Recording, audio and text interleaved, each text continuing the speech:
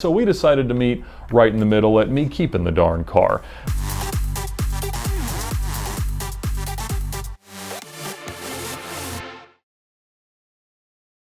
Now that we're alone viewers, holy cow, 500,000 subscribers. I mean, when we set out producing content for this channel about 15 months ago, I never imagined that we would get here. I never thought we'd even develop our own audience. I mean, I'd known a lot of automotive YouTubers. I knew Robert Himmler, who was kind of a pioneer of a lot of this.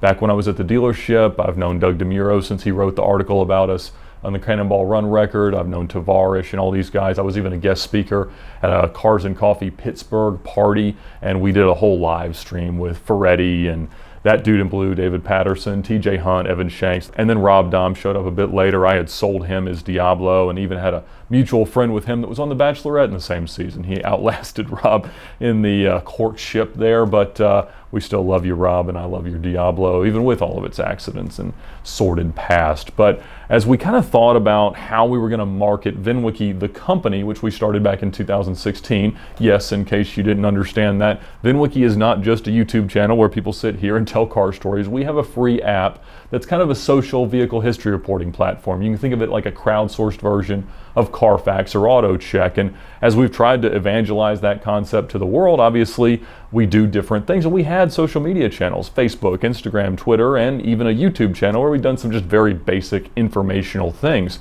And I had known from loaning my cars to guys like Ferretti or David Patterson that when they drove them and did kind of car review things and they mentioned VINwiki, we got a lot of users. But around the middle of last year, we only had about 5,000 active VINwiki users in our app, and that was great, and they loved it. It was growing nicely, but not explosively by any standard. And so I figured, hey, let's see what YouTube can do for us, and let's think about a more dedicated content strategy and see what happens. And my original plan was never to have our own channel. I thought I'd get a bunch of friends together, we'd sit around our warehouse and tell some good car stories and capture them for the internet. And I thought that I would get DeMuro or Ferretti or Tavarish or somebody to release them on their channel kind of as an additional show. And as I approached them about it after we shot and edited them, and I had a friend of mine, Daniel McCullough, who's a very accomplished video editor and videographer, and he had made a great production set and helped us really set it all up and build a template, and I loved the way they'd come out. So when I shared them with them, I was kind of surprised that none of them really wanted to do it. And I've come to learn that the analytics that YouTube offers are very descriptive rather than prescriptive. So it tells you what happened, but the only thing you can really decide to do based on that is continue doing whatever you've been doing. And so the idea of a different type of show is really scary, and that's why you see guys like Doug starting a second channel for their more passion projects, the stuff they really enjoy doing, because they know that the people who come to their main channels are really there to see a specific type of content. And so we kind of ended up saying, all right, well, let's just put them out on our channel. I figured we got 25 really good stories that are cut and edited. We'll release one a day, and if we get 2,000 views per video, that'll be a huge win. Maybe we'll do some more. Well, they did exceptionally well, and we had ones like the McLaren F1 Maintenance Nightmares video and the Prostitute Gallardo video do exceptionally well, and those kind of blew up and carried the channel, and all of them did really well. We ended up with almost 1 million views in that first month, which was a huge shock to me. So I decided, yeah, we got to keep doing this. But Daniel kind of saw the writing on the wall and said, you know what, this is going to become someone's full-time job, and I just don't want it to be me. So he kind of left me there, and I understand that entirely, because it certainly can be a lot of work to put all this together and release content on a daily basis. But I really wanted to keep it going, so I bought all the equipment and started trying to learn. And so after those 25 or so early videos, you'll see about 10 or 15 in our catalog that are just utter abysmal failures. And those are the ones where I was trying to learn how to shoot and edit, and the lighting's bad and the audio's awful and the editing is really bad and choppy and everything's just bad. And I apologize for that, but I think at this point we've kind of got it down to a system, and if somebody sits here and talks towards that chair, then we can pretty much end up with a reasonable product. And I appreciate you guys for bearing with us, for watching the videos, for sharing them. I can't tell you how humbled I am to have had the opportunity to share my stories, to meet so many amazing people, and invite my friends to tell their great stories. Because at VINwiki, we really believe that everybody has a really good car story, and they need to be immortalized. We wanted to give people a chance to really tell those epic stories and let them be out there forever on the internet for people to consume that might never get the chance to bump into them in a party or somewhere or at a car show and hear these great stories. And so I'm so grateful, I'm so humbled, and I'm so honored to have had the chance to share these with you. And so in honor of this ridiculously cool milestone, 500,000 subscribers, I decided to do the most YouTuberish thing that I could think of. So obviously I took some junk car that I have no aspiration to sell to CarMax for an appraisal. So the logical candidate was the 2002 Mercedes S55 with its 12 owners, 2 accidents, frame damage, airbags deployed, and its salvage title,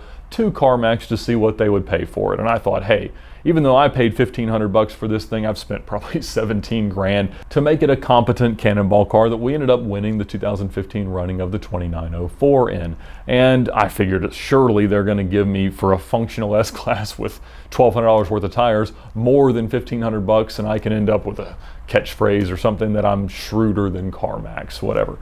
And so I drove it over there, and they actually ended up offering me $300 for this car, which apparently entitles me to a $21 sales tax savings if I buy something out of their inventory.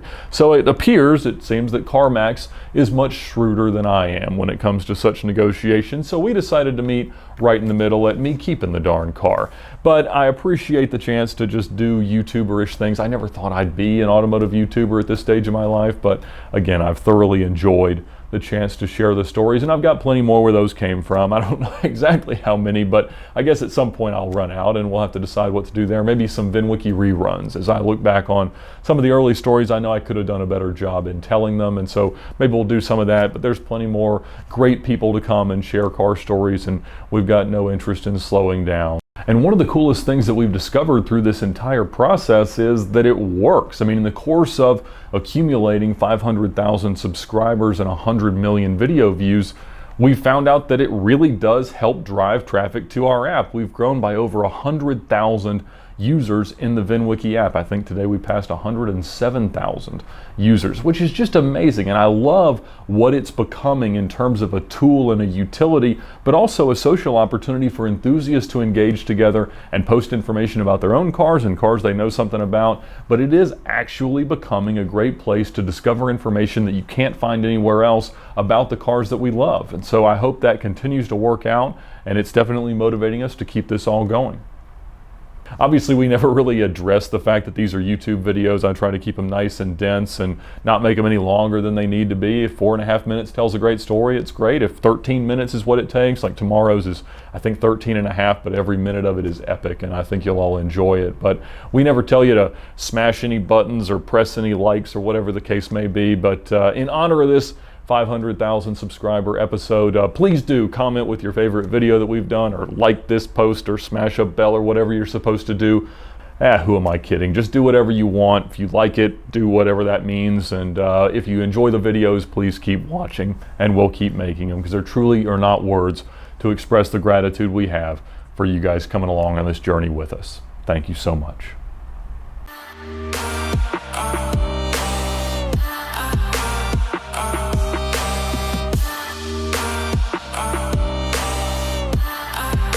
I'd like to thank the guys at Avalon King for supporting the channel this month. If you want to try it out yourself, there's a link in the description below.